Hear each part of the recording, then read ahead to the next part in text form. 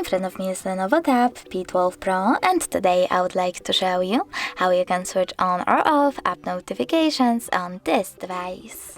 Firstly, go into Settings. Now you need to scroll down and select Apps and Notifications here.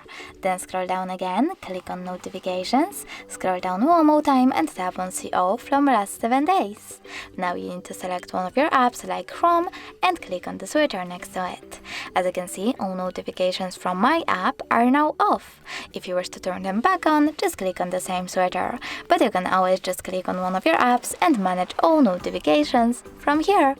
Thanks so much for watching. If you enjoyed this video, leave a like, comment and subscribe.